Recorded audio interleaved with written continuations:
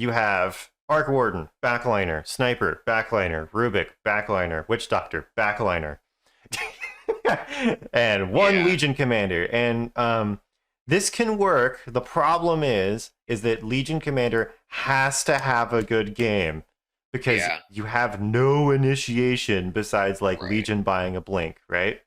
Yeah. And on the enemy team, they've got Axe. It's actually the same kind of thing. Like he needs to buy a blink, but they also have an Undying that can kind of just walk in like an ogre magi and kind of start a Right. fight like by bumbling into it, right? Right. Um, you guys And also, Silencer, destroys our like initial fight. yeah, So even if, their initiation isn't the best, they can kind of like gimp our counter initiation. yeah. I would say the number one problem with this draft right here is that you guys just don't have enough initiation, and you need a lot of it because you have to get on Silencer and you have to get on Drow, and you're fighting Yeah. into an Undying. And you have to pick off this Nature's Prophet. Like, this Legion Yeah. commander has to play, like, TI level out of her mind to fucking carry this game. Like, this is so hard. And this is Yeah. mainly because of the Arc Warden pick, it makes it hard. But the 4 also has a really big part in this, too. Because the Yeah. 4 is gonna be the other initiator. Especially, like, if you have a Blink initiator, the 4 needs to be running around making things happen until that happens. And then also, later in the game, it's gonna be you're still going to be the initiator, and then Legion's probably going to follow up, right? Yeah. So Yeah, there was a point in the game where I kind of realized my main role has to be like if I can swipe one of Silencer's spells beforehand mhm. and immediately fucking use it on him in the fight. And we won a couple, maybe like one or two fights because of that, where I forget what it's called, the one where like if you use a spell it instantly silences you. Um Last word. yeah, I Yeah. used last word on him a couple times um right as a fight began, and that kind of like swung the fight in our favor. Yeah, I saw you you grabbed Ag Scepter later on. What is going on with my camera right now? What the hell? I saw you grabbed Ag Scepter later on, and then you kept getting last word and doing AoE last words, which is pretty cool. Yeah. Um, okay. So we did you think what did you think the lanes were going to be here when you saw the draft? Um Did you think about it? yeah, I knew it was obviously going to be Drow, but I was like I figured it would probably be Undying. I didn't really think it was going to be Silencer. Mhm. So that's why I picked up the Oh stick. shit. By the way, do you want me to I didn't even fucking stream it in Discord. Are you watching on the stream? Yeah, I was watching Okay. it from my phone. Okay, if that works, then that's fine. Yeah. Yeah, so if we get the read that it's probably going to be like one of these two, then I would say the stick is fine against either one. Um, so the stick is fine against Undying, stick's fine against Silencer. I think if you feel like you need mangoes, that's cool. Tangos, yeah, this is all good. Looking at her items though, do you like Legion's items here? There's a little bit of like a stream delay, so I can't Yeah. really see her Let me items. see if I can just stream it in Discord as well. Yeah. Okay. All right, hold on. If you can see that, that's Oh probably going yeah, to be easier. yeah, I can see that. Can you see my mouse cursor? Um, Sometimes that bugs out. You won't be able to see it. no, yeah, I can't. That's weird. Okay, it's because Dota's dumb. So I'm gonna share my screen, screen one. And now you won't get sound, but you will get the cursor, Yeah, right? perfect. Yeah, okay. All right. Um, so first thing to think about before this lane even starts, obviously, like which duo is stronger? Do you feel like Undying Drow or LC Rubick is stronger? I feel like definitely Undying Drow Yeah. because everything kind of plays together. He can frontline with Decay. Mm. They throw down Grave, and then she can, use her arrows and stuff, and then we're like perma slowed. Yeah, really hard. So Yeah. what I would say is because you know that, and because I think another thing to think about also is, and this is something I've learned recently, who is going to naturally push the lane more? with their spells and stuff. Like if you just kind of lane, right, and everything plays out normally and no one is like specifically trying to push, which lane is the like who's going to push more into the other tower? Probably us. We have more like uh spells that hit multiple targets. Yeah, you got Fade Bolt and you have overwhelming odds. But on the flip side, because they're going to be kind of winning all the trades, right? They have AoE too. They got multi-shot and decay. I think it can kind of go either way, but I think just because your Fade Bolt is kind of uncontrollable, like you kind of can't use it without bouncing on things, and you also see the Legion is started with overwhelming odds, like you guys are probably going to be pushing more.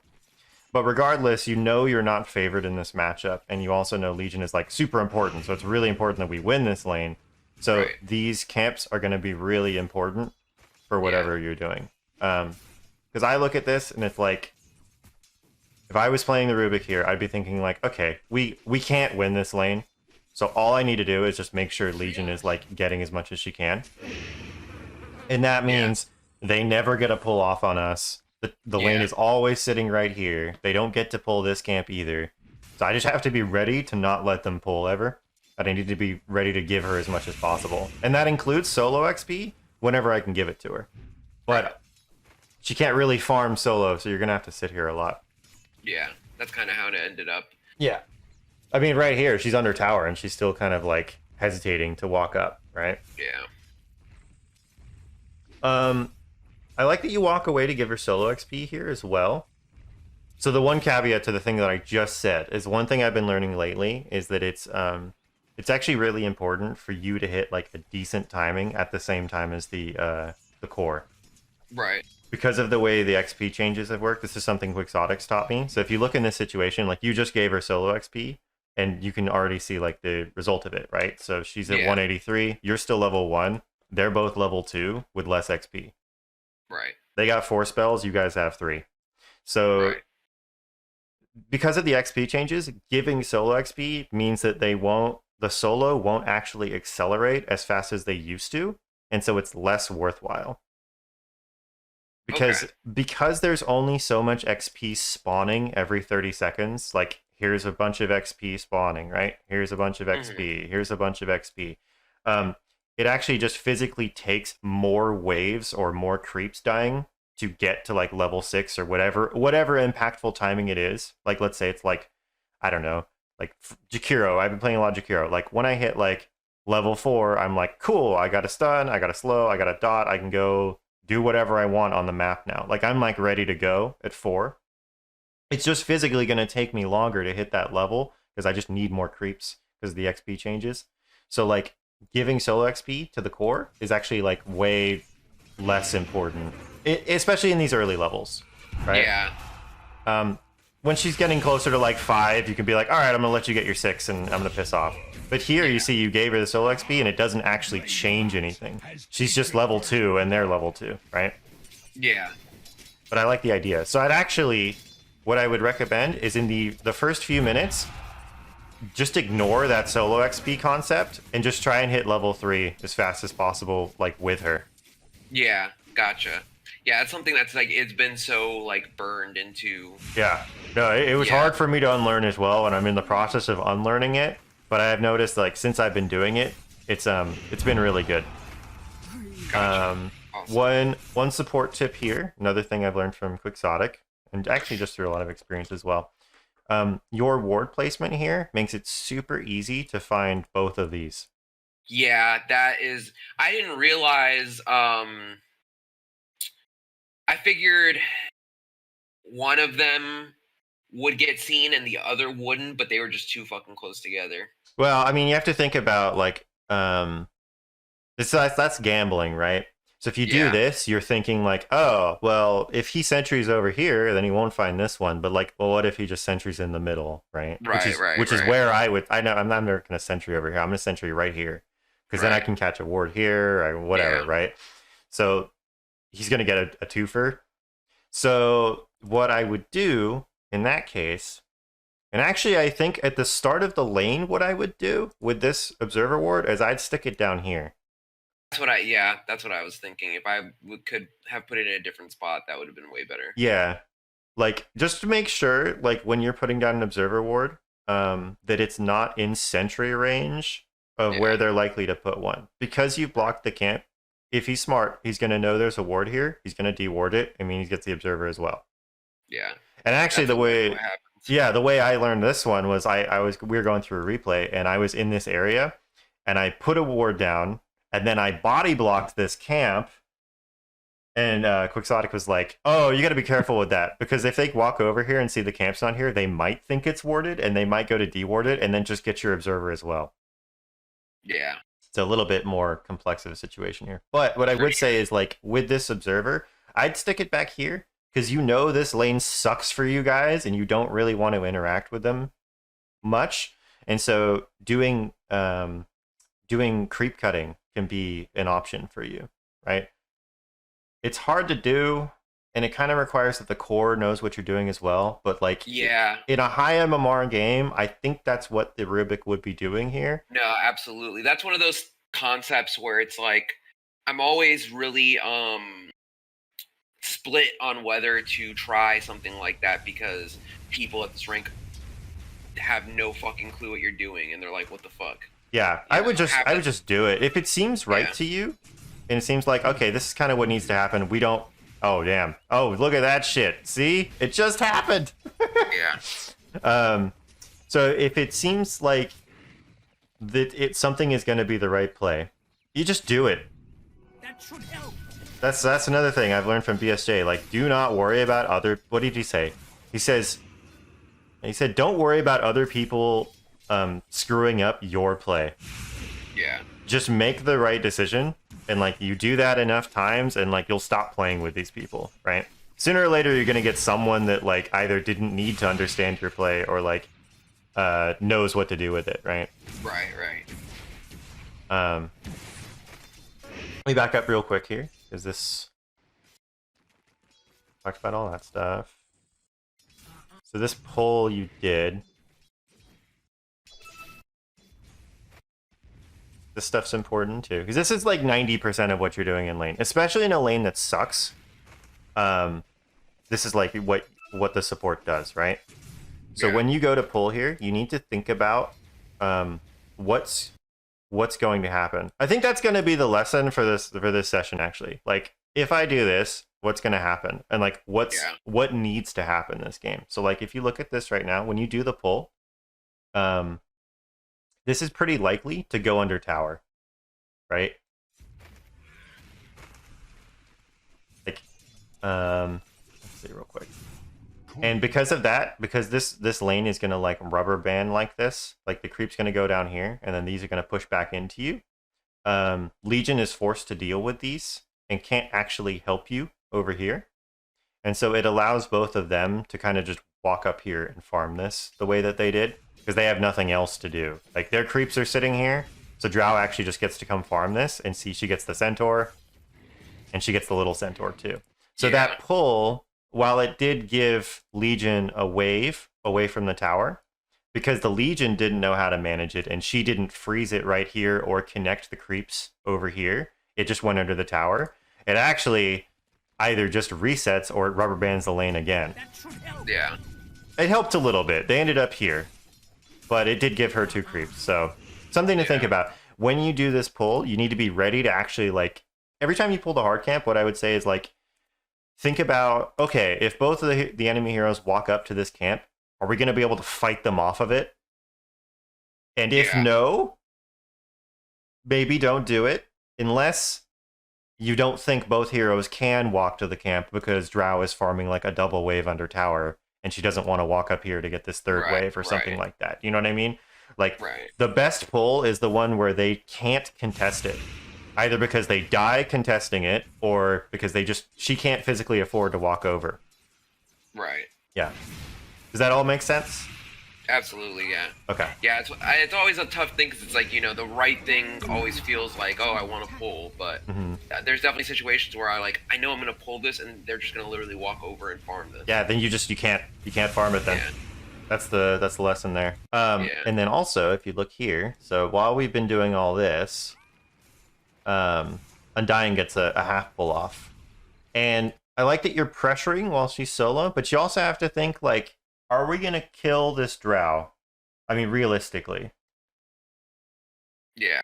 Is this going to result in a kill? Because Legion has no CC and, you know, you're level 2. Like, are you guys going to, like, dive this drow? Like, get her low enough, just you harassing, and then kill her? Like, probably not, right? Yeah. So the more important thing is that you're over here, stopping this from happening.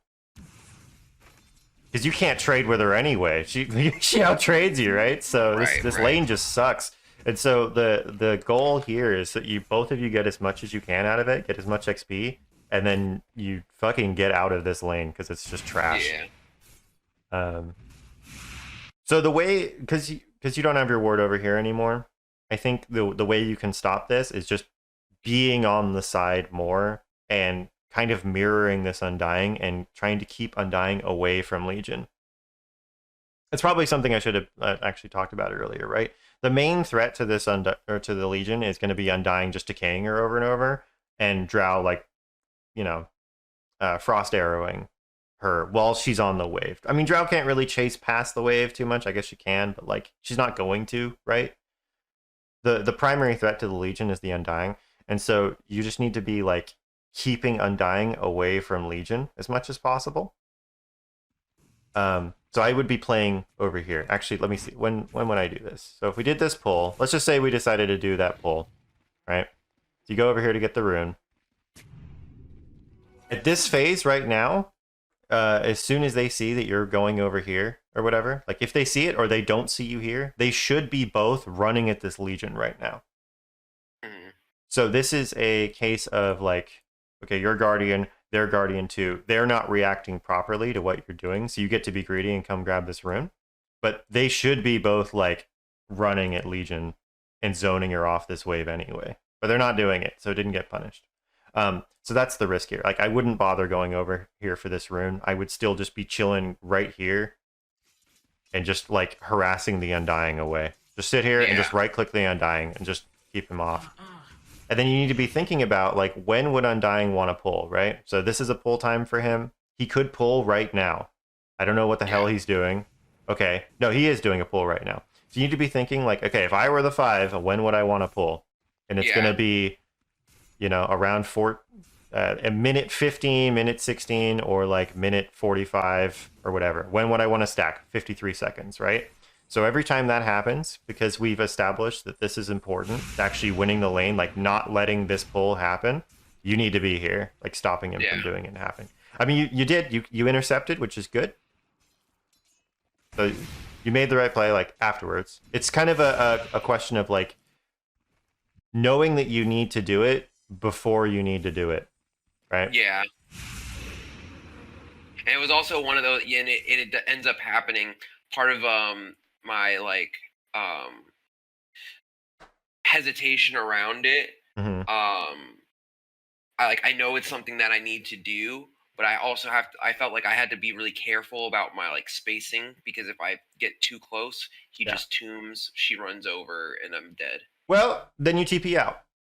They have no stuns, right? So that's the one saving grace of this lane is there's no fucking stuns.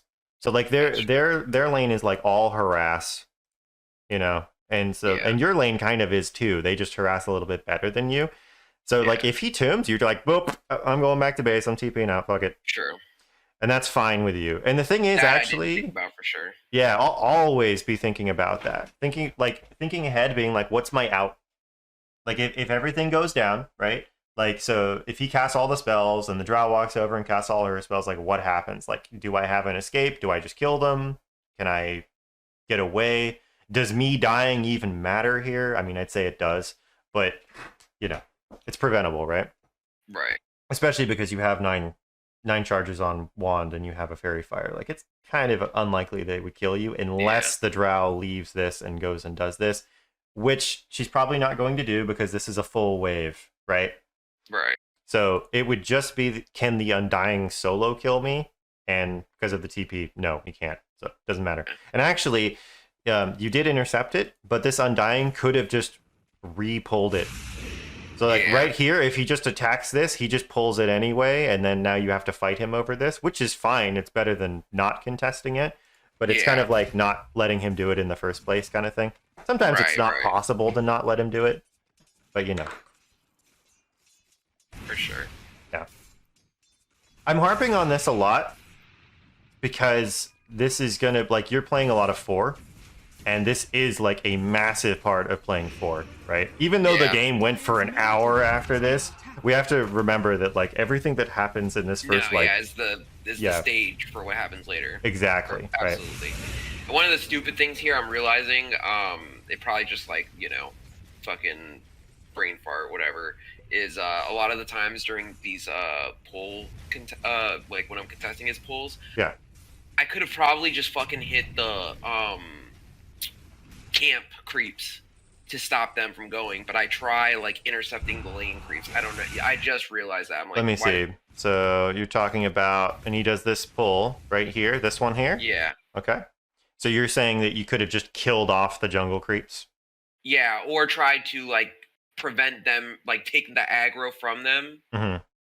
to prevent them from getting over to the lane creeps. Well, so this is the thing, right? So this pull, this is a shit pull Undying is Yeah, doing for right sure. now. So anytime, so this is what I've learned.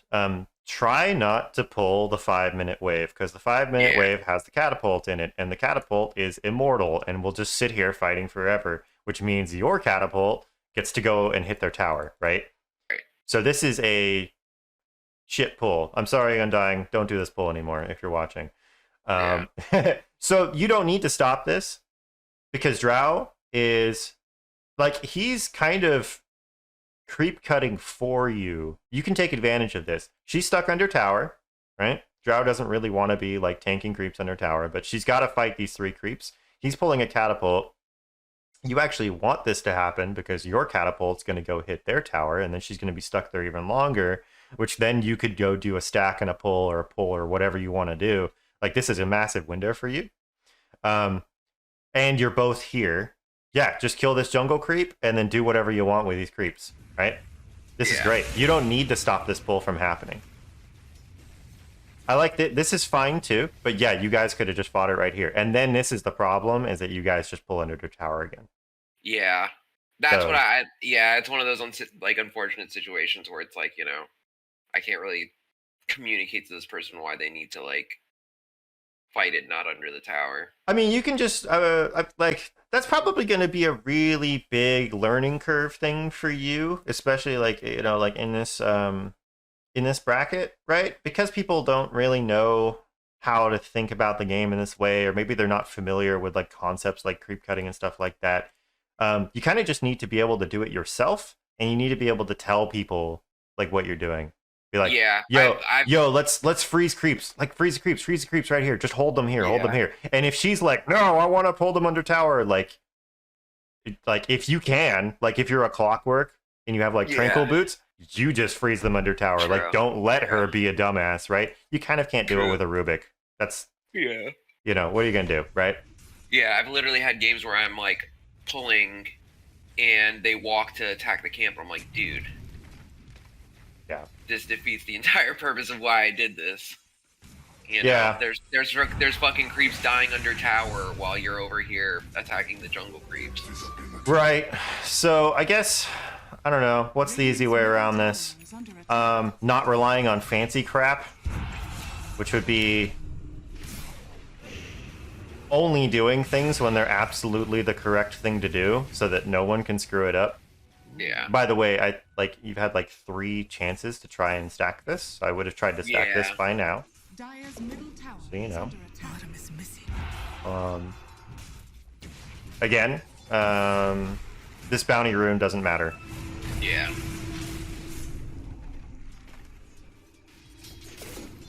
Yeah, I mean, you guys are actually, I would say, getting more out of this lane than you should. Is under attack. Yeah, for sure. Yeah, Legion ends up pretty decent Yeah. going into the mid game. But after that, I think we kind of fumble it. I'm gonna do this just to. I know you weren't in the coaching session, but I'm gonna do it anyway. just to highlight it, right? So I want to look at your camera movements. Middle tower is under Because this is, I mean, I'm not kidding. Like, basically both coaching sessions where BSJ, we're basically just talking about this concept. And so I Yeah. think if we can get you learning it earlier, it'll be massive for you. Okay, all right, we're going back to base. What are we looking at? Dire's Speed it top up. tower is under attack. Okay, checked a little bit. Radiant's But, okay, so this is your opportunity when you're doing this walk of shame back to base. Really great opportunity to gather as much info as Yeah. possible, right? So this is what BSJ would tell me. Like, all right, all I saw was this. You know, you checked lane once, but all I saw was this, right? So what he'd be telling me is like, okay, let's look at top. How's it going?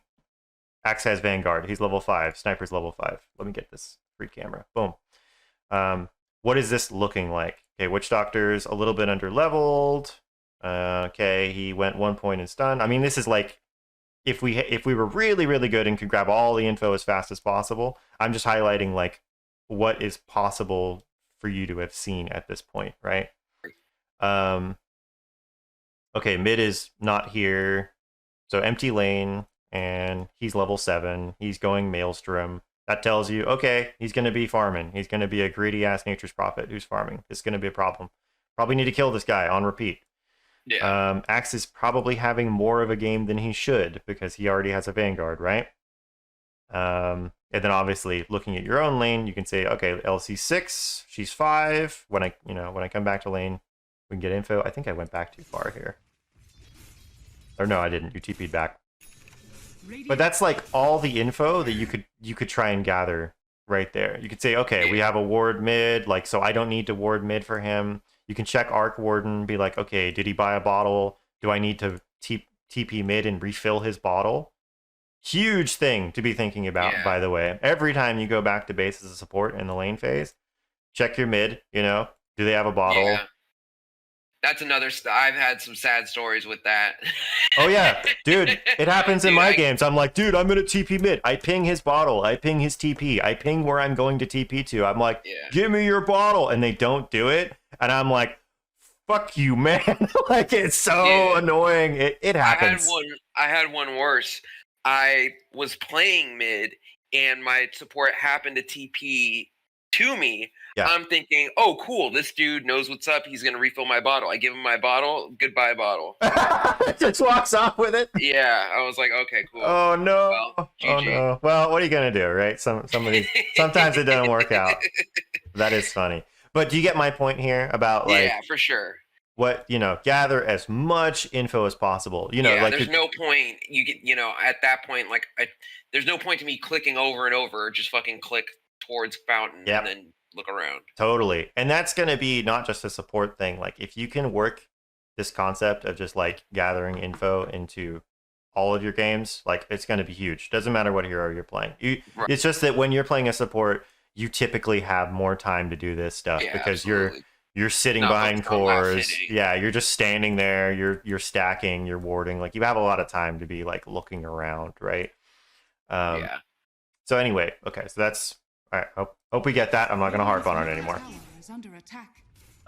Wait for it. Wait for it. Also asking the Legion, does she want this stuff out of her stash? You can ask her like, yo, you want to drop items for me, right? Has been killed. Yeah, true. And another thing is, I don't know if you gathered this info, but if you see that she's going freaking Falcon Blade first, right? How effective is this Legion? I'm going to go back to when did we walk back? I think I did notice that at one point, and I was like, all right, so we're not really doing anything for a little bit here. Yeah. She's going to go Falcon Blade. She's going to be farming, instead of just going like Clarities or something like that. You Yeah. gotta look at the items too. It kind of tells you what people are doing, right? So, like the info that you would have gathered in this instance would have been all that stuff with people's levels, their items and stuff like that. You can see like, okay, Sniper has no points of shrapnel. So if I go to gank here, I just have Witch Doctor's stun. That's the only CC. There's no slow, right? If I go gank for the Arc Warden, like, okay, He's got these levels. I don't play Arc Warden, but this seems good. Like we could get a kill with this, right? Yeah. And then the Legion could be like, all right, she's got a duel. Nice. We could get a kill with that. But also looking at like, all right, my core that needs to make plays for the entire game is going for a Falcon Blade. So that blink is delayed. So that would be telling me, all right, I'm going to have to basically be the 3 this game in a way. Like I got to do what this person is doing. So I'm thinking like, okay, how can I get my blink dagger ASAP? Because I got to fill that role until he gets it. I mean, maybe this is correct. Maybe he feels like he needs the Falcon Blade. Whatever. It doesn't matter. Just getting this info helps, right? Yeah, for sure. All right, let's go back to your camera real quick. Dire's middle tower is under attack. There we are. Okay, I like that. Back right here if you can. Oh, I went for the body block, but Radiant's just courier missed. has been killed. Denied. That should help.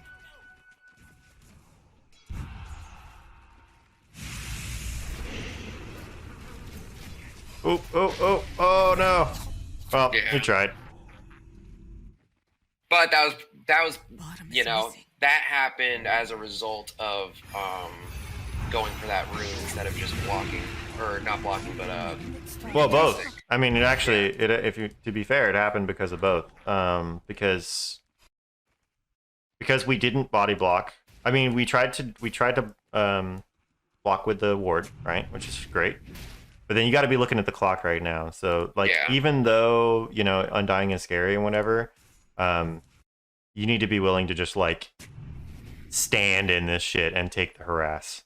yeah, for sure. Like, okay, that's going to spawn soon. I see him de-warding, right? Okay, that means the ward is not going to be here to block. You got to process this. Like, I'm walking over here and standing in it. I don't care if he punches me in the face. And then, okay, it's spawned, right? So what can we do?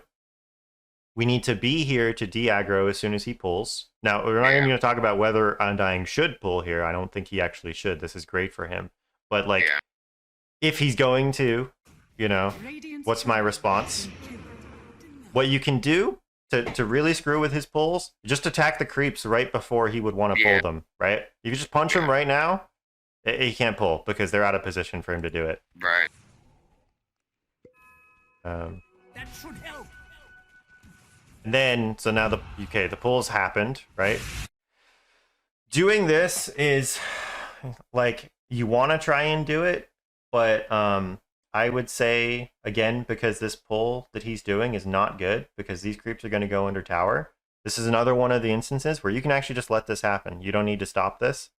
You can just stand up here and just last hit him, and you can ping the shit out of it, and you can say to Legion, like, hey, come over here and contest this with me. And she can walk over, and you can just farm it. Yeah.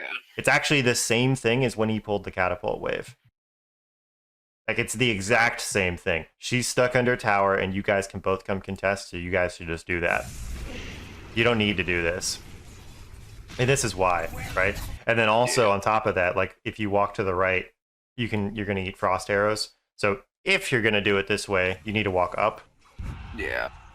But then you pull the creeps back into the creeps, and so this is your only option. So, yeah, it's just, you don't need to try and, like, cut them like this.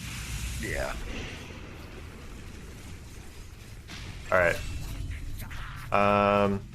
Just because I know we're hitting a lot of different topics, would you be able to summarize kind of what we've gone over so far? It's kind of like paying attention to the context of polls. That's definitely something that I haven't been doing. Like, it's kind of like, okay, like for the most part, like unless it's really obvious that I shouldn't pull, or whatever they're doing is a bad pull. Normally, it's like I treat it like any other pull.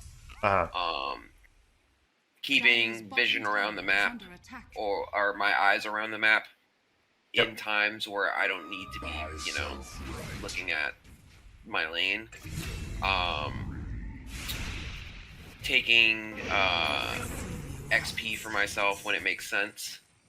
Not giving up so much XP to Legion when it's not going to have like a super beneficial impact. Yeah. It's a lot of stuff. Yeah, and keeping in mind the timing that he's going to be pulling and being there for that. Yeah, basically. Yeah. Yeah, that's pretty much it. It's just thinking like, yeah, how important are the pulls? Do we win this lane? It's thinking ahead is effectively what it is. It's gathering intel and then thinking ahead, being like, all right, what happens if the pull goes off? What happens if the lane is static? Like, what happens if I try and contest this? Like, all that kind of stuff. Right. I think the only like that's a mental difference. The only physical differences I'd say for you would be like that. You know, not putting your sentries and wards too close together. That's one. Physically laning a little bit longer, and then also physically clicking around the map more. Like those are really like the mechanical things you could change right now. The rest of it is actually like you got to start thinking about the game differently, and that's going to take a lot longer. Yeah. Or maybe not. I mean, maybe that's going to be easier for you. I know for me, it's harder to unlearn something like that after I've been doing it a certain way for like thousands of hours. Yeah. So, all right, I think we got all that. Let's speed through the rest of this thing. And actually, hold on real quick. Let's look at the graph again. So let's try and identify, unless you had any questions about this portion of the game. I just want to look at Not these really. Those two. were the kind of like the main things. Okay. I know one of these is probably going to be a fucking big oof I had. Sure. So let's see what's going on at 28, and we'll speed through it to get to that point. I like that you're still here, laning, not leaving this open.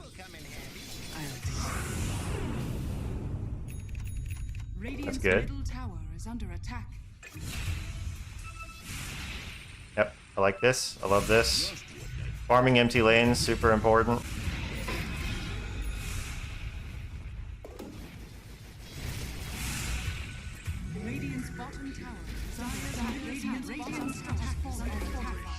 And, you know, the other thing is, like, I don't even care what's going on in the map right now, because, like, all we're doing is waiting for this blink dagger timing, right? Yeah. So that'd be part of the intel that we're gathering is, like, when are we getting this blink, right? So that's really the only important information for you while we're chilling is, like, is someone going to dive Sniper or Arc Warden, and when does this blink come up? Because then the game starts, right? Right.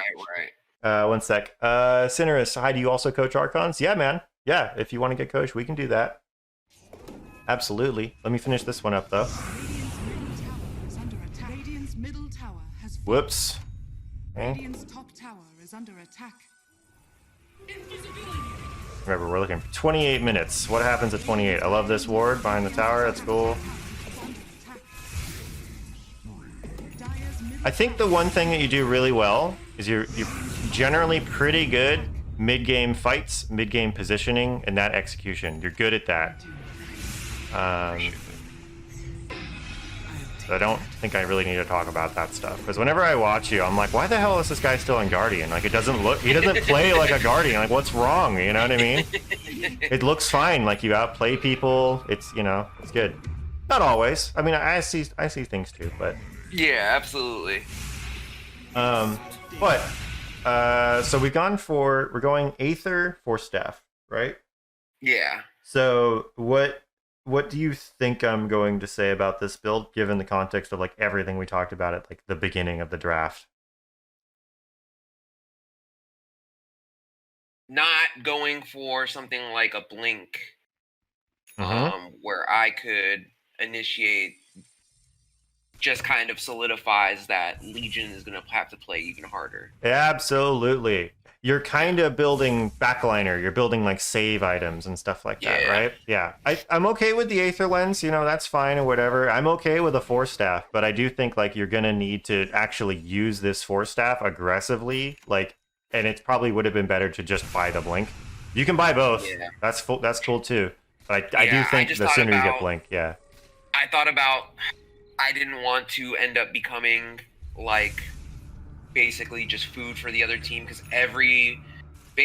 Force Staff helps me with basically all of their heroes. I can force away from Axe if he gets close to me. If Nature's Prophet puts me in trees, I can force away. Obviously, Drow slows me. Yeah, no, I don't hate it. Force Staff is a good escape item but here. It absolutely does, you know. And to arguably Blink can do some of the same things if I see, people ahead of time enough. Yeah, it's a difference of philosophy, so it's kind of like, ooh, oh no.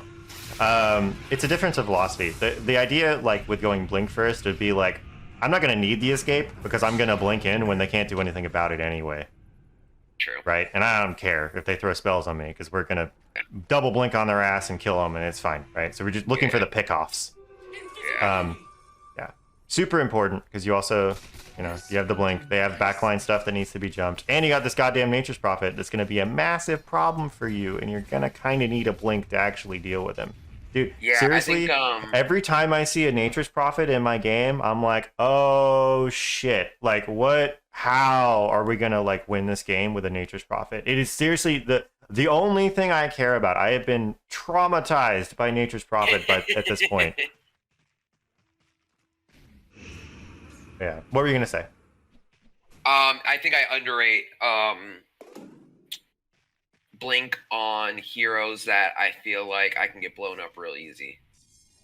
Oh, yeah. So, Lion, CM, Shadow Shaman. Yeah. It's always a build. Does my hero have a stun? Okay, I can probably buy a blink this game, maybe. And, Yeah, I probably for sure. need to. But this is another thing. Like, I kind of think of the 4 as being the offensive support. Yeah. I don't want to be building fucking Glimmer Cape on Yeah, Clockwork. for sure. You know what I mean? I want to be building, like, Shard, Blade Mail, Spirit Vessel. Like, this. I want to be building the get-in-your-face shit, not this, like, save stuff. Yeah. If I feel like I have to buy a Glimmer Cape as Clockwork, that game's probably lost already. Yeah. Fucking side question, just real quick. Yeah, absolutely. How do you feel about Ags on Clock? Because it's like one of those things where it's like typically if it's a game where I get Ags, Yeah. we win, but it never feels amazing to me. Like I don't like. Yeah, I'm like rocketing lanes and I can get a lot of info and stuff, and maybe that's just one of those things that doesn't like feel, and it doesn't give you like a feeling like, oh, this is super impactful, even though it is. Yeah. But yeah, how do you feel about? Oh, I think it's awesome. Yeah. I think that's like one of Clockwork's like ultimate late game options. It just does it does too much for you. Like the flare is the main benefit there. Hookshot bonus, yeah, fine.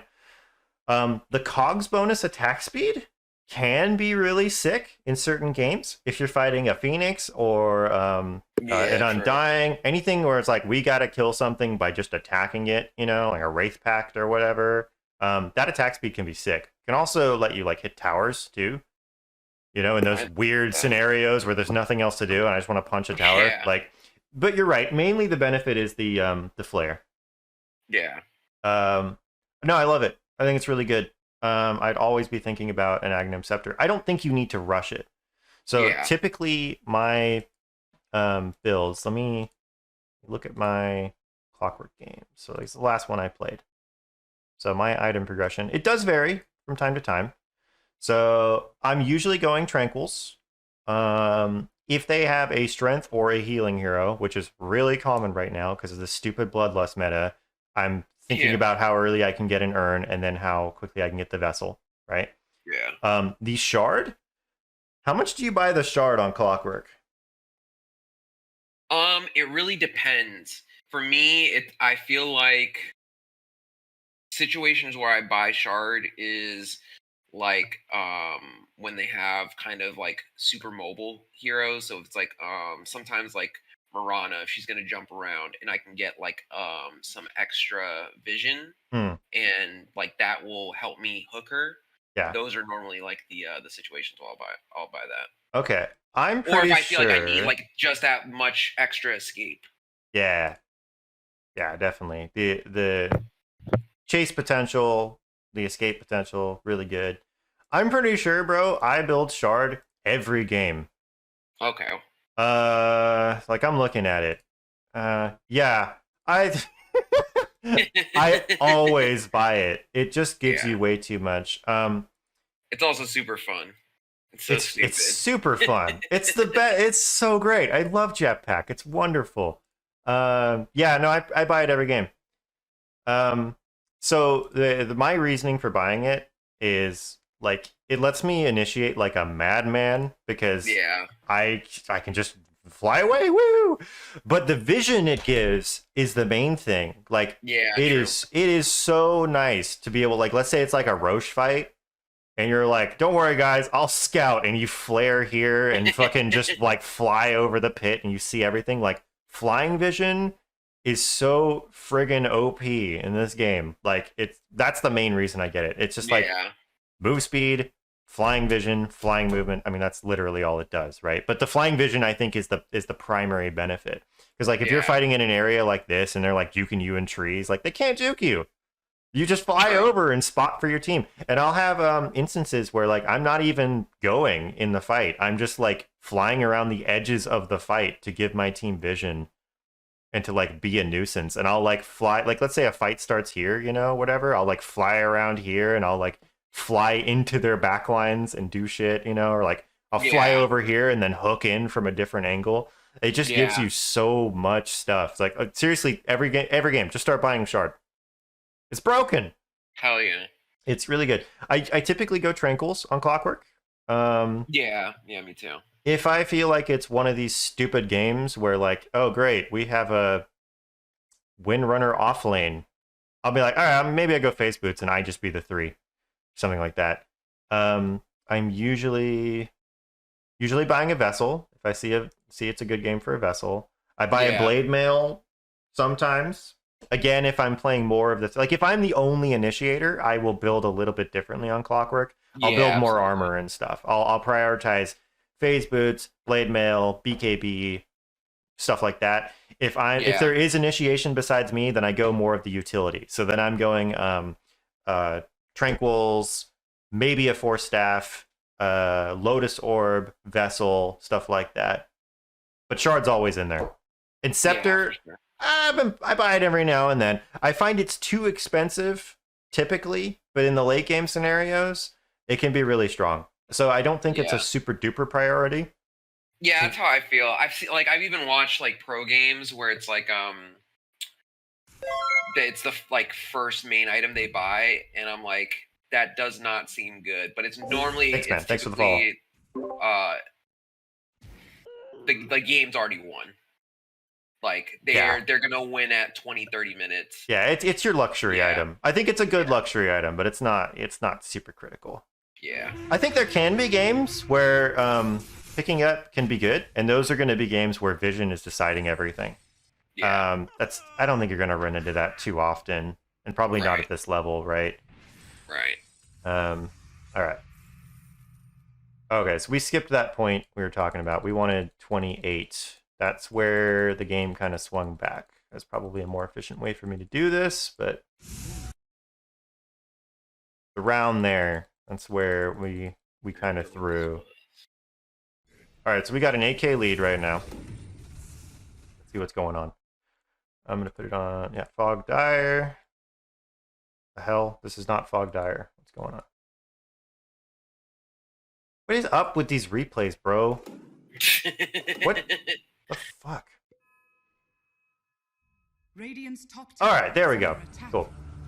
So, all right. Oh yeah, I know what this one is. Yeah, they fucking set up on us very well here. Okay. They basically got like their like win condition for a fight Hmm. perfectly. All right, let's run it. Let's run it and see what happens. Radiant's top tower has fallen.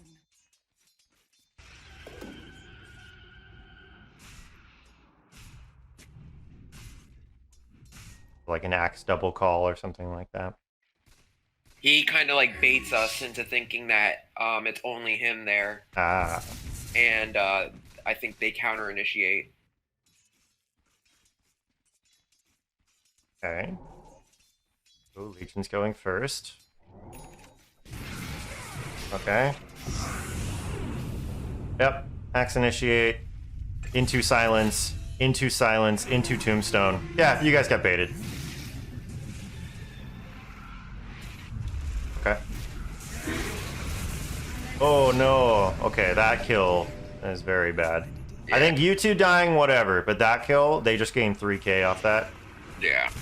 as a team or whatever. I'm not just the one kill, but yeah, that was Right. bad. Dire's top tower Okay. is under attack. So that's the first one. All right, so can we do anything about that? Let's think about this. This is all going to be context based. This is going to be based on what we see on the map prior to this happening, right? So I guess the thing to think about here is like you guys just pushed a tower and in this bracket, like in higher brackets, they probably don't even bother defending this tower, to be honest. But in your bracket, like, people are going to show up to every tower, whether or not they should. And then you see the axe, right? So you see the axe here. So you know, okay, at least one hero is showing up. I'd say, okay, the number one vision right now is that where you are in the game, you guys have no vision. You have one ward here, and you're not playing on it. You're not playing in this area. Yeah. So looks like you guys are out of stock on wards. Witch Doctor has one. That's another tough thing. Sometimes when I'm playing with another support, they'll just like put wards in the most obvious areas all game and just get them dewarded the entire time. There's not much you can do about that, I'm afraid. The best you can do is just fight him for the observer wards. Well, no, I'm sorry. Let me rephrase. The best you can do is just try and get him to ward in the right spots. Like, yo, can we get a ward over here? Or, hey, let's go ward this spot together, or whatever, right? That's the best you can do.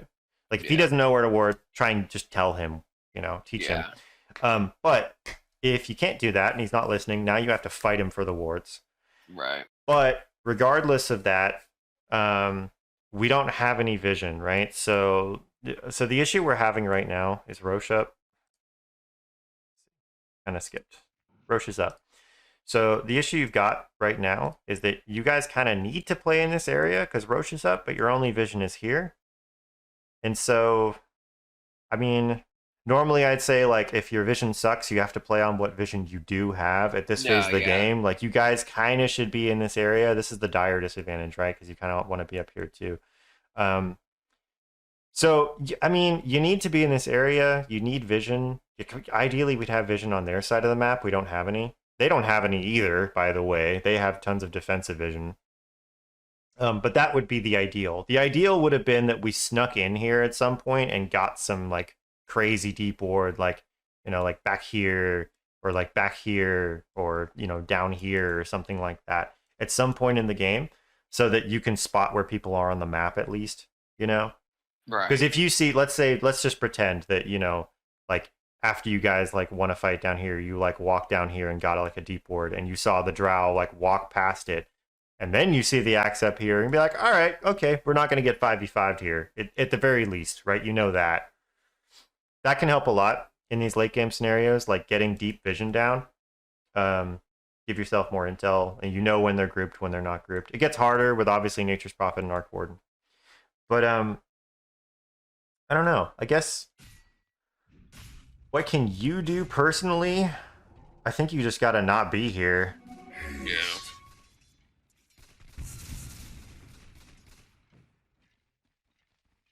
You're trying to leave. I can see that. You don't want to be here. This happens. Yeah, I think as soon as the silence hit, I probably should just fucking dipped. I think so too. Yep. Oof. Yeah, I think that's the issue. You can't stand right next to Witch Doctor because of this. It's just bad, right? Yeah, I think my thought process was, I wasn't even thinking about, I was just like, okay, she got called, I need to force staff her. Yeah, and I don't hate it. Honestly, I would say this is a fuck up on, well, if you had the access to get the observers and you didn't, then not this specific play, but these types of plays, you can just call them your fault. Because you're like, we didn't have any vision, so I'll take the blame on that one. Yeah. If you can't get the vision, because Witch Doctor is hoarding the wards and not putting them in good spots, then all right, fine, it's his fault. But now we're in this spot, we have no vision, and Legion's just going to walk up to get 2 creeps. And we just saw the axe here, and we see nothing. This one's kind of on Legion. And then you're trying to help her. Can you help her? I don't even know. And then the silence happens, but you walk in anyway, and you stand right next to Witch Doctor. So what you could have done, I guess, is just kind of stand up here and maybe let her die. Is maybe your best option here. Just kind of sit back. Don't hard commit to this fight. You know what I mean? Just kind of chill here and wait to see what happens, right? Because, like, if you think about it, if you force staff her, is she actually going to get away from the axe?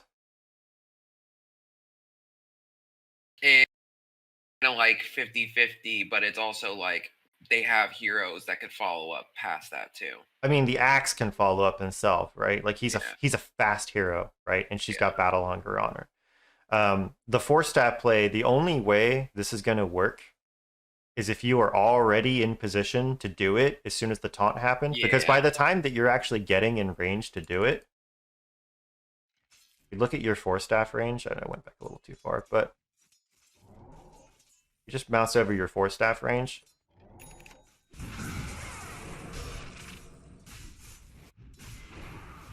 I mean, you could have gotten in, but the problem then is, like, she needs to be facing the correct direction, you know, the correct direction. Because if you do force staff her, she's just going to fly over here, right? Yeah. So it doesn't really do much. So it requires the coordination of the Legion needs to know that she needs to turn around immediately and then force staff her up in this direction. Like, you did get in range, but Yeah. I don't know. I don't think the force staff was going to do anything. Even if you got the Yeah, perfect yeah. force staff, right, and she went up here in the trees and was out of vision, like, the axe can just follow. He's too fast, and she's slowed anyway, so it wouldn't actually do anything. So I think you just have to, like, not cut your losses, but you can't, like, you can't show there. You have to be, like, hiding a little bit longer till you have more info. Because for all you know, this is just an axe, right? Yeah. Maybe it's just an axe, in which case I don't need to go in right now. Or maybe it's the entire fucking team, and if I do go in right now to try and save this guy, then it's not going to do anything, right? Yeah. So, yeah, okay, alright. We'll chalk this whole thing up to a lack of vision and lingering in an area that's not good for us, though. For sure. Yeah, all of that other stuff is the mechanics of why it didn't work, but, like, The ultimately... situation happened Yeah. because of that. Yeah, exactly.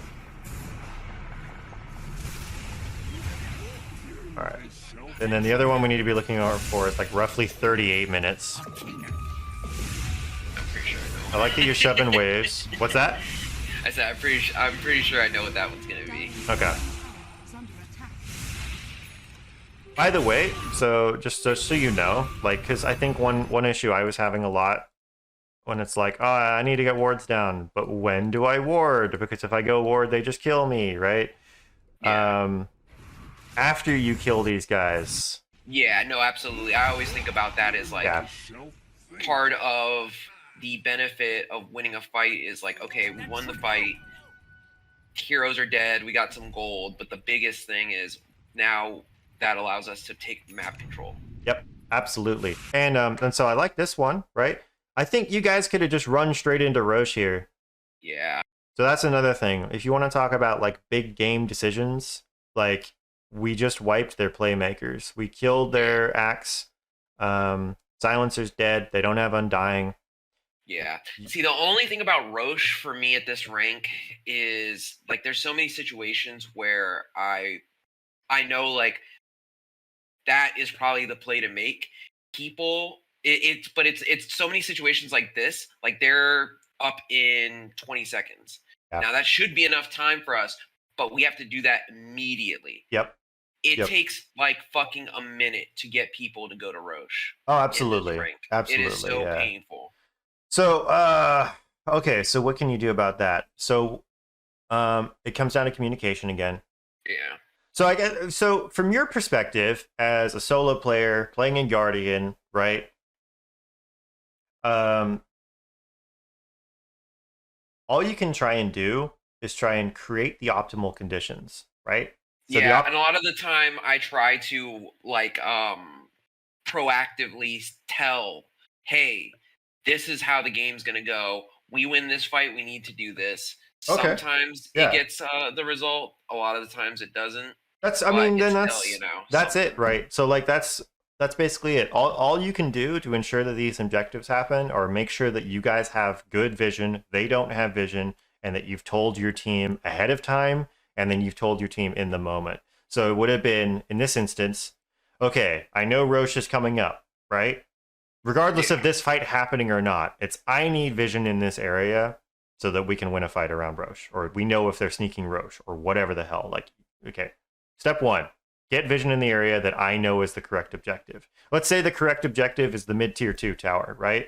Ahead of time, I get vision in this area. And then ahead of time, I tell people, hey guys, we need to take this tower. Next chance we get, we should run at this tower. This tower is important for us. And it'd be the same thing here, Roche, right? You'd be saying like ahead of time, before this fight even starts, you'd be like, yo, next chance we get, we need to get Roche.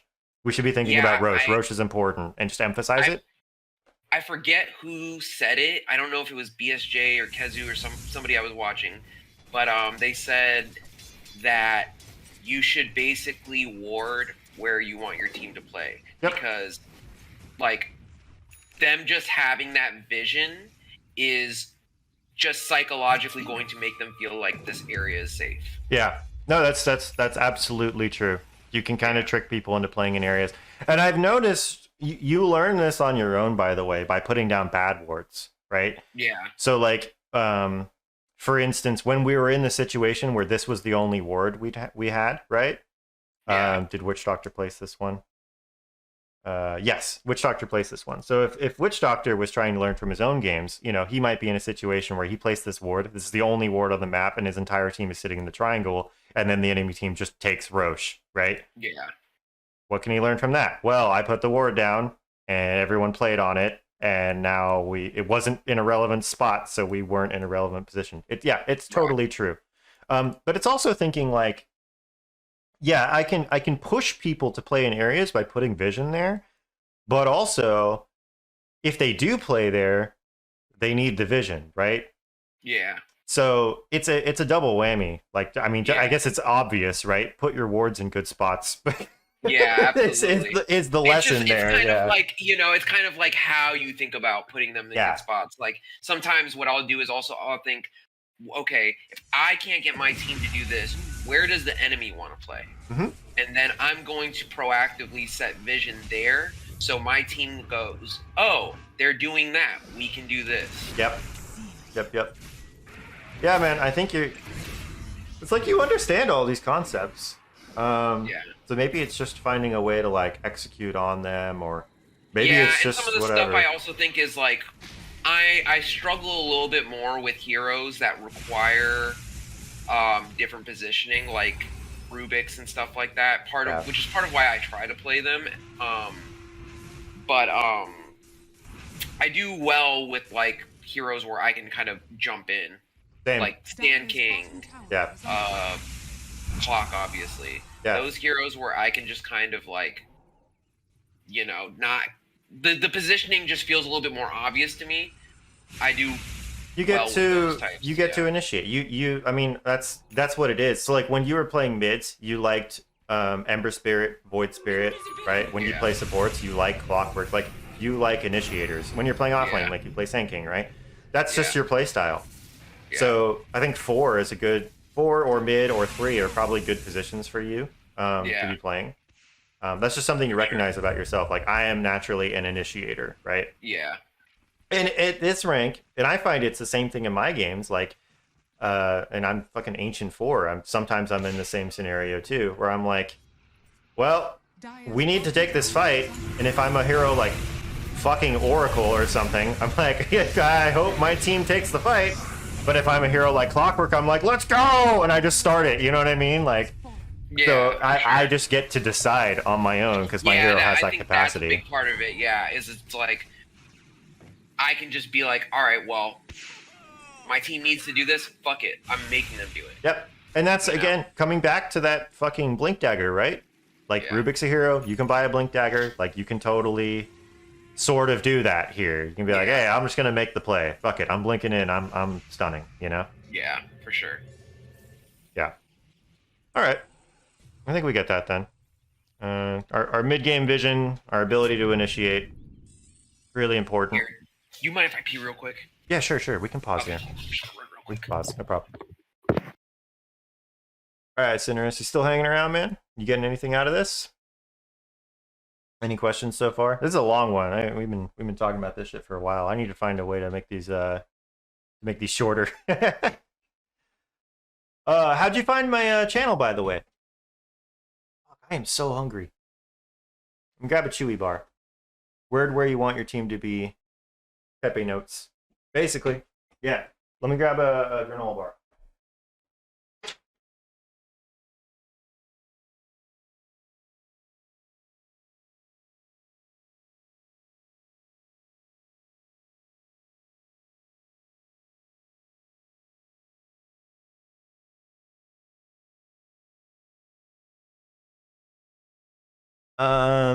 Clicked on you on Twitch. Nice. Did the tags helped? But like, I put like educational and stuff like that, or did you just browse through all the Dota streamers?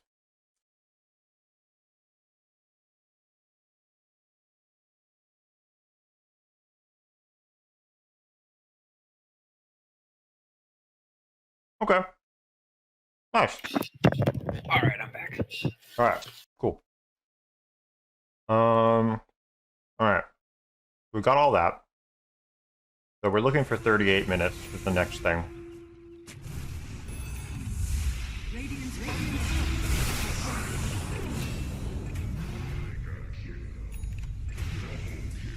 All right. So here, right? This should be your option. Right now, is what I was talking about, getting that deep vision. Yeah. Entire enemy hero is dead, or entire enemy team is dead. This is my chance to go ward in relevant areas. Like, I would be sprinting to their triangle right now to go de-ward it and get a sneaky ass ward that they're never gonna find. Like right here, right here, whatever. Go get vision in this area. Because you can't do it at other times, and they're not gonna generally check in stupid places like this for a ward, right? For sure. You know? So this is your goal. Every time they lose a fight, they should be Radiant's bottom tower losing the intel game as well. Now, running mid to push this out as well. bottom tower has fallen. This is fine as long as you're getting the wards down in the process. I don't mind you doing this, because unless you guys, if you guys decided like we're not going high ground on this wave, then this is fine. If you guys decided that you were going high ground on this wave, like let's say like it's a team decision, like fuck it, okay, we got the kill back, right? Then that's fine, go do this, right? But if they're like, hey, let's go high ground, then don't worry about doing this. Right. Unless it's like catapults or hitting the tower. In this instance, you had catapults too. But I would, regardless, I'd be running over here, getting a ward down, and then running to the next spot. Yeah. Which I think Roche is still up, right? No one's done Roche. You guys should have done Roche here, actually. That's the thing. If it was available to you. Yeah, Roche was up. So, back it up. So, alright, they're all dead. Boom, pause. What do we got? What are our options right now? We can take the tier 2. That allows us to take this. And we can take Roche. How much time do we have to do all of those different things? Well, Sniper and Legion are dead. So, we probably don't have time to do all of these things. Right? So you're deciding. You're deciding between the tier 2 or the Roche. I think the Roche is more important here. You'd obviously like to get both, but because Sniper and Legion died, I don't think you can do both. If you can, if it was possible, I think getting the 3 of you to come over here and clear Roche would have been the best thing you could have done. Specifically because your lineup sucks. And so having the Aegis is going to be important, because if if Axe goes and jumps on the Arc Warden and kills him and then he just comes back with the Aegis, it's like, cool, we've kind of negated the fact that our draft sucks a little bit by having a 6th hero. Right? Yeah, see, that's another one where I have to kind of convince teammates, because they're always like, Roche's to get towers. Why the fuck would I go get Roche when I can just take this tower? Mm-hmm. Yeah, well, it's really hard. It's really hard. I mean, you just gotta keep trying. Gotta emphasize it ahead of time. You gotta convince them. Gotta make good arguments. I think Yeah. maybe if you can... I think, well, so one thing BSJ says is you can't teach people the game in the middle of the game. Right? Radiant's I don't know if I agree with that. attack. I have definitely Yeah. convinced people of things or made solid arguments for shit. I mean, maybe they were already tending to agree with that shit anyway, but, you know, I do Yeah. it. I'm like, yo, we need Roche because Sniper is super important for our team, and if we get an Aegis, it negates their initiation or whatever the fuck I'll, you know, some fucking argument, right? Yeah, for sure. And then, you know, sometimes I can get people to do what I want. But, alright. Yeah, here comes the oopie. Now, let's see. So, what did we do with our time? We took the tier 2, which, you know, like, if you can't convince them to go Roche, then this is the next best thing, right? Because this sets up for the next Roche. I mean, obviously, having a tier 2 is great, because now you get access to the outpost, but specifically, this screws them when they do want to contest Roche, because they're losing XP the whole time, right? Like, they still give it XP per minute, I'm pretty sure. Yeah. But it's also going to be, they have more of an incentive to like retake this area, and so you can kind of catch people off guard. Like, you're sitting up here waiting to get Roche, and then they're like, I'm going to get the outpost back, and you're like, sweet, let's take Roche right now. Like, it screws with people, even though it's not actually a super relevant objective. Like, this outpost is infinitely more important than this one Yeah. for you guys, right? Because this is, I can buy back here and I can run straight into the Roche pit, right? It's super duper important. This outpost is not so much, but it can do that kind of thing. It can bait people down here. And it also, it allows you to get pickoffs, which is important with your comp. So I don't hate this. But what did we do after all of that? Balance the scale. Radiant's middle All tower good. is under We're staying out of vision. We're staying safe.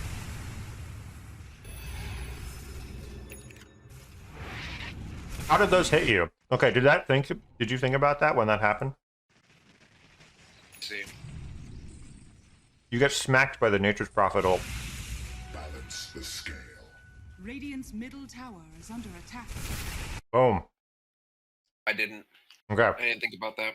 Yeah, think about that. So this ward is spotting you. So this is another thing.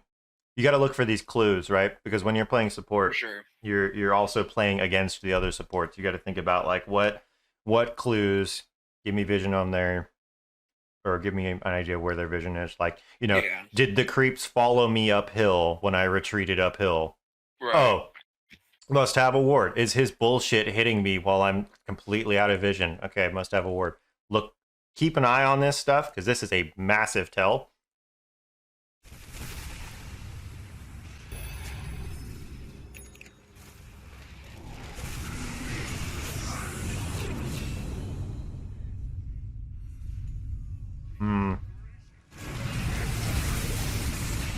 All right. So, yeah, we just don't have the vision to be doing this. Map is dark. Radiant's middle tower is under attack. This will happen a lot at all brackets.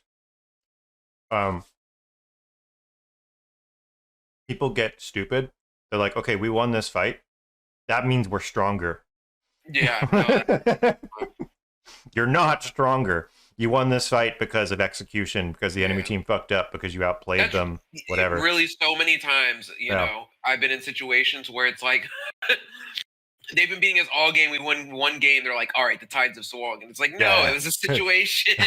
Now I'm the badass. Like, Yeah. like, yeah, no, Crazy. no, we're not. We have a 12k lead and we're still behind somehow. This game feels real bad. Okay, so if you recognize that this is a dangerous ass spot because we don't see anybody and we haven't seen anybody for a long time, and they're all 5 up, and we're sitting next to high ground where they want to walk and probably already have vision, right? Because they always ward the goddamn triangle. You got to tell your team to back here. Yeah. Or at the very least, like, you cannot walk over here with the Witch Doctor. Legion's fine. Sniper is fine. He's got a ward. He's sitting behind somebody. Arc Warden's a little bit too far out, but you can't be up here because this is... You have to think about their access paths, right? So if they were to start a fight, where is it going to start from? What do you think? I mean, you knew how this one started, but what's the most likely places where a fight is going to initiate, where it's going to happen? Through mid and triangle. Right, because that's their access path. That's their TPs, right? So they're gonna come here, they're gonna do this, or they're gonna walk up here or TP here, and then they're gonna come through this way. These are the two entrances.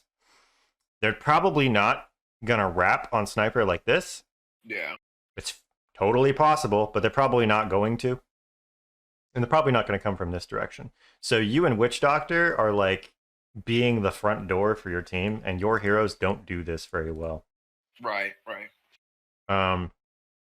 That's the other. So I have the same issue as you. Like, I like to play initiators. I typically have a lot more trouble when I play a ranged 4. Yeah. Because I'm like, I know I need to be the aggressor. I know I need to be making things happen, but I'm a squishy piece of shit that has to wait for everything to happen first, right? So like, yeah, I this is just hard. You just can't be here. You have to be over here, or you have to be next to Legion.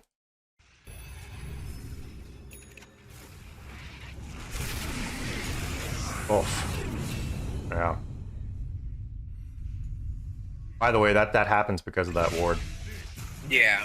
So that's if you want an immediate payoff for the thing I was talking about earlier, right? I'm sorry. Oh, did you notice the Nature's Prophet ult hit you? Radiant's middle tower is under attack. Like, this is Radiant Vision, right? Yeah. Axe just gets to have such a good call here. Yeah. Oh man, it's because of this ward. Without that ward, he wouldn't have had vision. I think that's partially me. I haven't played Natures in so long, Yeah. so I forgot how his ult works. I just assumed that. I think in the game I just thought, oh, it just hits all the creeps, and if you're next to creeps, it hits you. You know what I mean? Gotcha. Okay. And All it's right. like, oh, it just hits everything in vision. I forget that it's not just gonna hit creeps; they have to be in vision. Yep. Right? Yep. Well, there's your +1 MMR tip for the day. Yeah, for sure. That's the little thing we learned. But yeah, I think you, in this instance, you guys are just strong pointing an area, and you don't have vision, and you don't know where their vision is, right? So like, this is going to be risky. Sometimes you do this, and the enemy team are like, guys, we lost the last fight. Sit high ground, and they're idiots. Yeah. And then you get the Roche. Sometimes that happens, and sometimes this happens, where this Axe is like, fuck that, we're going to win this game, and he smokes up and does this shit. Right. Like, but you don't have control of that, and that's the whole point here, is we want to get more control over what we're doing, right? Yeah. All right. And, you know, again, the point is not like, hey, this is your fault, you fucked this up. It's more of a... Well, there probably was something that we could have done about it. Radiant's top tower is under And if we didn't do anything about it, then that's something to learn. Right? Because, you know, like, if you're in this situation and you're like, hey guys, I got hit by Nature's Prophet ult. They have vision here. I don't have any sentries. And we have no vision. They're all up. We should back. If you say all of that stuff and then you walk into a smart position and then it happens anyway, you know, what are you going to do? Right? It's not on you at that point. It's the key is that we did everything in our power to, like, not have this shit happen. Yeah. Yeah. All right, cool. Well, that's pretty much it at this point. The net worth is swung by 9,000. So I think, unless you have any other questions for this game, I think we've kind of hit on the big stuff. I felt like at this point, the game was not in our hands anymore, and it was, you know, more their game to lose. Right. I did feel like, I felt like the one thing that maybe could have been done, which sucks. I never liked this situation because it means that it has to be a strategy that's in my head that somebody else has to take to heart. Okay. Which almost never happens. But I thought that Arc Warden needed to effectively split the map in a way where Nature would have to respond. Yep. And then he'd have to have like a hex or something like that and kill him. Right. You know what I mean? And then force them. And then we regain map control. But that takes a lot of on him and coordination for us after to take advantage of it. So, you know. Well, it does. Because then you got to be sitting behind the Arc Warden ready and all that stuff. It's requiring that one player to carry the game for you, right? But here's the thing. So that's already happening, and Arc Warden playing is actually giving you opportunities here. Yeah. No, absolutely. So, I recognize that as well, and it was hard because if you watch, I will try to play up ahead, and my team will stay in high ground. And I'm like, there's no way we win if this is what we do. You know what I mean? Like, oh yeah, no, this is a lost game for us. Yeah, you know. Yeah, this is what I hate about like low MMR games. This happening. There is no reason for all 5 heroes to be sitting here, like unless all 5 heroes are here, right? It's understandable because people don't want to get picked off and feel like they lost the game for the team.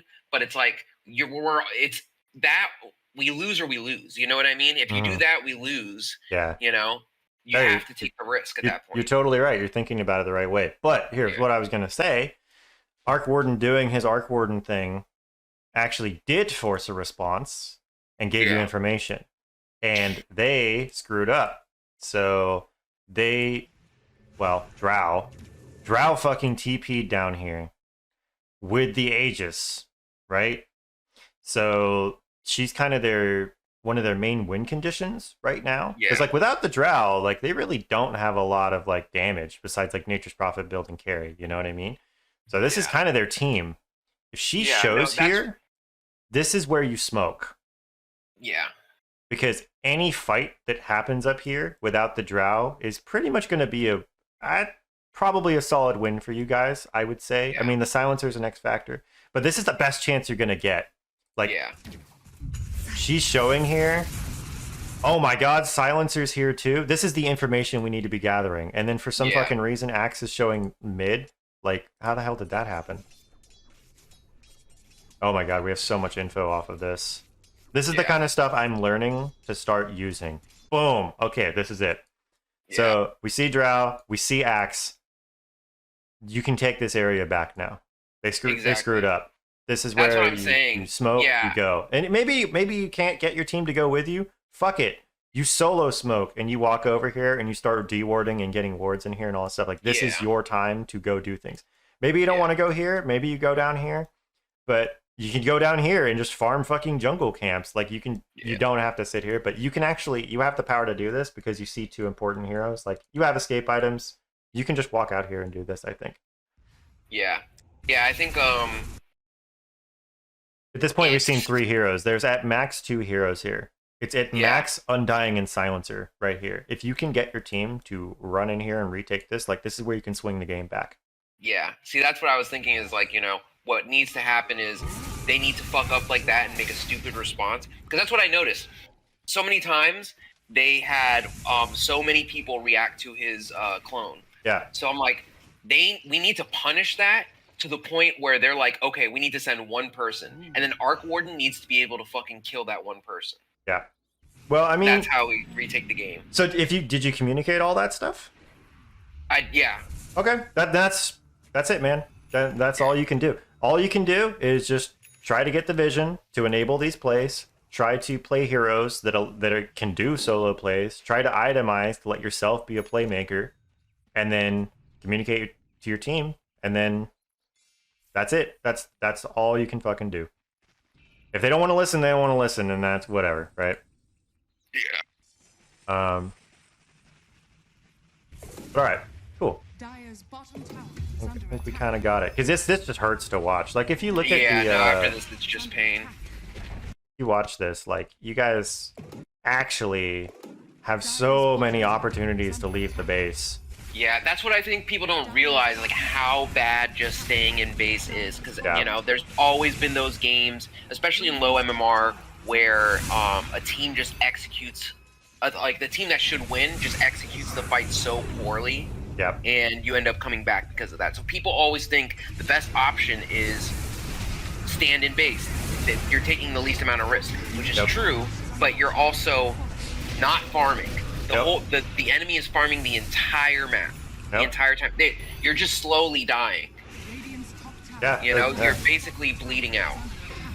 Totally true. So, okay, so I mean, with all that stuff said, right? Like, okay, so we communicated to our team, we tried to get vision, blah, blah, blah, blah, blah. The only other change you can make is to play heroes that don't need your team to fucking do anything, right? This is probably why you're having a lot more success with Clockwork, because Clockwork can just walk up here and, oh shit, I don't want to be here. Hook to a creep, hook to the wave, jetpack out, cogs them. Like, he can do this stupid YOLO stuff. Right? Yeah. And then when you're here, your team's like, oh, it's safe. Okay. Yeah. Yeah, absolutely. Thank you, Mr. Clockwork. Right? You can't do that on a Rubick. Yeah. So actually, maybe just try to not pick backliners ever. Yeah. That's how I've been kind of feeling. Yeah. Rubick's the one that I'll always play just because stealing spells is fun. But generally, like, I played, like, AA a game before, and I was like, God. this feels like fucking dog shit. Yeah, dude. Like, horrible. Oh no. I kind of can't wait until A, I'm good enough, and B, my team is good enough to play like whatever hero I want. Right. And you know, like, oh yeah, I'll do AA. That's nuts. Yeah. And it's okay. Everyone will walk in first me, and it'll be great. Like, that's the dream. I mean, I'm not good enough to do it, right? So like, I would have just as much trouble playing a Rubick in this game as well. Yeah. But the difference is, I would have gone like Blink. I would have gone maybe BKB, maybe Aeon Disc. I would have gone for these like items that allow me to be a nutcase. A big fucking item. Yeah. I didn't consider that. Yeah, like Blink, BKB, Aeon Disc, Ags, maybe your Shard, and then I don't know, whatever else. Fuck it. You need a Purge, so the Yules is fine, I guess. Yeah. Or Staff was good. Like, buy these items that allow you to play the way you want to play. Like, not just like, my team needs a Blink, but like, I like Blink. I want to go do that stuff, right? Yeah. Yeah, I think that's like one of the things, like, especially like with low MMR games that go typically way later. Yeah. If I'm playing a 4 or even sometimes a 5, sometimes I just gotta be like, all right, well, I'm gonna become a 4. Yep. You know what I mean? Yep. Absolutely. Yeah. It happens. It happens all the time. Like, when I'm playing Jakiro, I end up with more farm than the 4, because the 4 is like, I picked Witch Doctor. I'm like, cool, I'm gonna go for you know, or I'll be Clockwork and we have some dumbass offlaner, like, I don't know, but what's the terrible one? Well, like, there's some real dog shit fucking heroes people pick. You know, they'll pick like Veno 3 or I don't know, OD 3 or Windrunner 3 or Marana. Fucking Marana 3, Snapfire 3. I'm seeing that a lot, and I'm like, this is not a hero. I got a fucking auto win from a Sniper 3. I was like, God. What are you even fucking doing? Like, what did you think this was going to end up being? Yeah. The only other thing I would say here, last thing I have to say about this, because now we're in this position and we've talked about, like, we don't want to be stuck in the base, should have bought a Blink, all this stuff, right? The only other thing is that you went for the Ags, and I think very often you're forgetting that you can steal 2 spells. Yeah, I noticed that towards the end of the game. I was like, fuck, I have not been, you know, utilizing that. I'm gonna be real with you, I would not have bought it this game, because... Yeah, I also thought about that, because I was like, so I started to do it, and I'm like, okay, cool, I got 2 spells. All right, well, one of them is useful, the other one's shit. Yeah. Really, the best thing I could do, and I think I had it at one point, is I got Last Word and Global Silence. Yep, I saw when you got that, and I'm like, oh yeah, like, we silence her now, that was cool. Yeah, your best seals here, this is something I've learned from Quixotic, always thinking about, like, what is the best case scenario for... best and worst case scenario for everything I'm doing, but specifically for spell usage, right? So, like, okay, what is the best, you know, telekinesis you could cast? Like, think about that. Like, what would be the best one? I think about that all the time, because it's like, really, yeah, like, Fade Bolt gives you the damage or whatever, but what is it really for? The best situation to use Fade Bolt is to burst somebody and then out trade them. Yep, basically, yeah. That is the best usage of it. But, like, think bigger than that. Like, so actually, let's just do a thought experiment, right? So what's the worst usage of a Fade Bolt possible in this match? We'll just talk about enemy heroes, not on creeps and stuff. Like, what's the worst case scenario? Fade bolting a axe. Expand on it a little bit more. Like fade bolting axe solo There you go. while he's running at me. You know. Yeah. Fade bolting the guy that has a pipe solo. Yeah. It doesn't bounce. Yeah, the only usage I kind of like I did think about with Fade bolting axe in the game was, oh, he's running up to blink, fucking stop his blink. That's fine. That's a utility thing, right? We're just talking about like pure efficiency. Like Yeah. solo fade bolt sucks, right? Telekinesis. What's the best telekinesis you could have landed this game?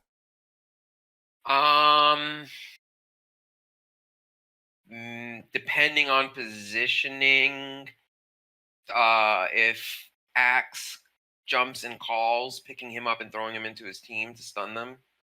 Yeah. Or Yeah. or throwing Drow into a position she didn't want to be in. Yeah, and basically, stunning yeah. somebody. I think those are both great answers. I didn't even think of the first one. Like counter initiating on an axe and then getting a fucking 4-man stun. Yeah. That's the difference. It's not just like I stun 2 people. It's like, what if I stun 5 people? Yeah. That's what you're thinking about. Yeah. Like with this thought experiment, right? Like, okay, the best one is a 5-man stun that wins the fight. The best fade bolt bounces off 1,600 creeps and kills the whole map or whatever the fuck it is. You know, I know it's maxed, but whatever, right? So in your case, what are the best spells you can steal? I think Global Silence, Tombstone, Last Word, not bad. Gust, maybe. Nature's Prophet Teleport could be kind of cheeky. His trees could be good. His treants. But the Axe Call too. You could steal Axe Call, and it's really easy to steal that. Yeah. And now, if you've got the blink, you can just blink call the enemy team, right? So that is a good point. And you had a lot of opportunities where you like saw Axe, go in, call. It's like, man, I really want him to spell steal this right now and just take this goddamn call. Because, like, you could just counter call the axe and walk away or whatever the hell you want to do with it, right? Always stuns. You know, stuns are good. All right, cool. I think that's any. You got any other questions or? No, I think that was great.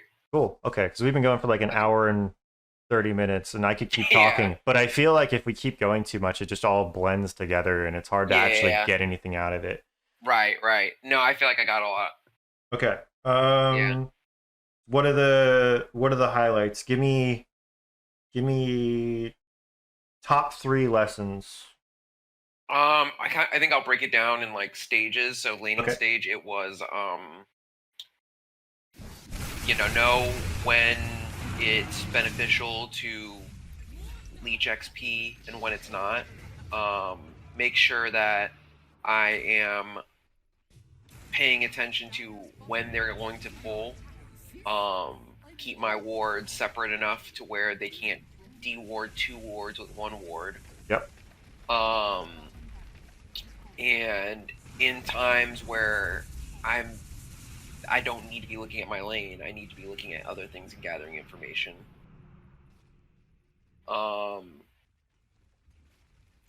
For the mid game, it was kind of I needed to control vision. Give me better. 1 second. I'm gonna write it on screen just to make this make this a little bit better. Gotcha. I want this to not be this stupid color. I would like this to be white. Yes. Is that gonna work? No. Oh shit. Hold on. I'm having trouble with that. No worries. Sorry. Not to break your you're good there, because I think you're onto good stuff. Outline size, outline color. What is this? Does this look like anything? No. Ugh. Okay, I'm just gonna make a new one. I'm having trouble with my thing right here. Add a source. Add a new source. Text. Highlights. Okay. All right. Number 1 was getting more XP, right? So, sharing XP to about level 3 or 4, right? Yeah. Right. Number 2 was thinking about when they want to pull. Also, on top of that, thinking about how important the pull is. Yeah. Okay. Number 3 was, what was it again? Number 3 was when I don't have to pay attention to my lane, pay attention to other important parts of the map. Gathering intel whenever possible. Yep, that's a big one. Okay. Now, is that's stage 1, right? Yeah. Okay. So I think mid game it was having vision where we're either going to need it or where we think that they're going to try and play. Okay. I would say I really need to at that point in the mid game solidify with my items what my play style needs to be for the game. So that would be like, you know, the thinking about the blink and stuff like that. And trying to get my team to play around the most important objectives. How do we want to word that? Double click on something so we're looking at shit while I'm doing this. How should we word that? Pushing team to play around important objectives. Okay. Do we have anything for the end game or late game? It's kind of the same stuff. This is all relevant at all points. Yeah. But I think identifying if there is a counter strategy and trying to get our team to play around that counter strategy. If we have, like, you know, the one thing, like, if this person does this, you know, even if it's a hard ask, you just got to try and communicate it. effectively, how do we win? Yeah. Yep. Very important. Yeah. Anything else for late game?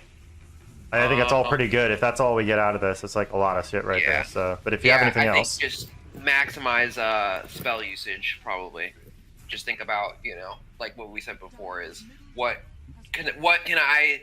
That might be like, what can we do on a macro level to win the game? What can I do? What do I need to steal? How do I need to use telekinesis so that we get the most out of the fight and win? Yeah. All right. I think that's mostly it. That's pretty good. That's pretty good. Yeah. Okay. So, I mean, sharing XP to level 3 to 4, thinking about when they want to pull and how important the pull is. Do we need to pull more than they do because we're going to be pushing? Do they need to pull? Right? Gathering intel whenever possible. That's going to be at all phases of the game, by the way. Yeah. So that's important. Mid game, ensuring vision where we want to play. Little bit during the lane phase, definitely mid game and late game. That is super important, right? Itemizing correctly for your role in the match. That starts at minute 0. You're thinking about that, but that can progress throughout the game. You know, like if you see like, oh my god, they have Necro Dagon, I need Aeon Disc. It's like maybe you didn't know that he was going to build a level 5 Dagon or some stupid crap, or maybe they're all going Scythe Device. I should get Lotus or Lincolns for my team or something like that, right? Right. That can evolve. Pushing your team to play around important objectives definitely becomes important in the mid game and absolutely critical during the late game, right? Because, you know, in the mid game, you can give up a Roche, you can screw up and lose a tower. It's not the end of the world. But, like, late game, the game ends, right? Yeah. Identifying our outs and our counter moves. How do we win? Thinking is the entire game. You should be thinking about, like, what do I need to do? But specifically, you're right, in the late game, if you have this situation. Like I'd be saying here, in this game, the things that are preventing you from winning are a lack of initiation and the fact that now Nature's Prophet can just backdoor your ass at any point. So I'd be seriously considering buying Boots of Travel to help with the Nature's Prophet. Maybe that's a good one for the first stage 2 is to always consider our strengths and weaknesses. Okay. Just as a mid game thing, like Ye- another point. No, I would say like in the beginning, like first thing, the match starts. Okay, our heroes are this, their Mhm. heroes are that. What are we lacking? What are they lacking? What do we have? What do they have? Yeah, I mean we can put that in pregame. Yeah. So pregame step 0. Yeah. uh, strengths and weaknesses of both drafts. What do both drafts need? What do they lack? What can you do to fill those holes? Right? Right. Yeah, absolutely. That should be happening when you're picking your hero, ideally. Yeah. But like once everybody's picked, that's when you can really start looking at that. Yeah. All right. So mid game, pushing team to play around important objectives. Late game, identifying our outs and our counter moves. How do we win? And then 8, maximizing spell usage. What is best and worst case scenario? This is also something that is not restricted to the late game. This can be a pre-game thing. You know, like you spawn in. Okay, I'm a Rubick. What am I looking for here? Like when I get 6, like what am I trying to steal? Who do I want to Yeah. fade bolt? What's the best fade bolt scenario, right? Like what's the best telekinesis I could do? Who do I want to telekinesis, right? Is there a channel? Like if they had one hero on their team that had a channel, I would say you need to be seriously thinking about like I need to hold my stun for just that channel. Yeah. Right? Like if you're gonna look at this from the other perspective, like let's say you're the silencer in this game, what is his ultimate used to cancel? Most likely it's gonna be Witch Doctor's ult.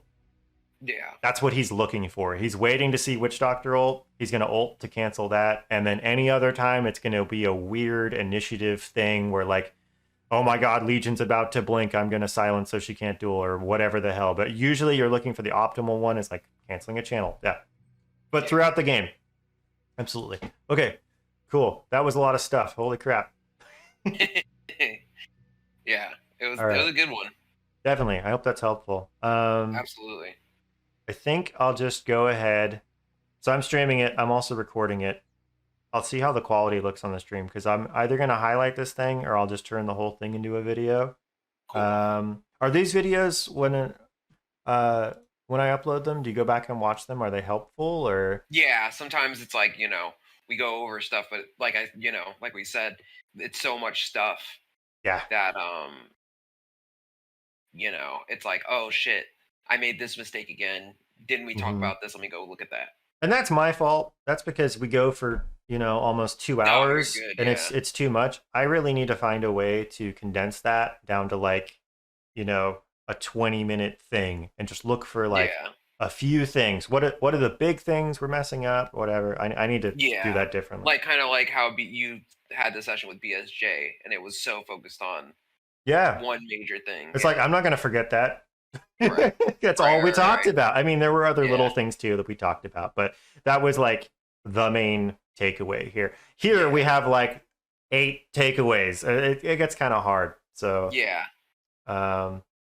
but I would say, if you want to just work on the same stuff I'm working on, which is stuff we talked about, it's just Yeah. gathering the absolutely. intel and then thinking about like what I think thinking about the draft is going to be the big one, and then thinking about your items is the next one, because all these other Yeah, things is kind of like absolutely. all these other things will fall into place if you Yeah. if you look at the draft and you're like, okay, Legion needs a blink, so I need a blink because we need to, like, if you look at the draft, you're like, okay, we have too much backline, they have a drow, we need to dive.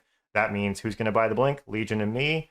Okay, that means I need to get vision for the Legion, and that means I need to save the spells to protect the Legion. Like everything kind of follows once you have that vision for how the game kind of needs to go. Everything else falls into place. Like you can be thinking like, where does Legion want to farm?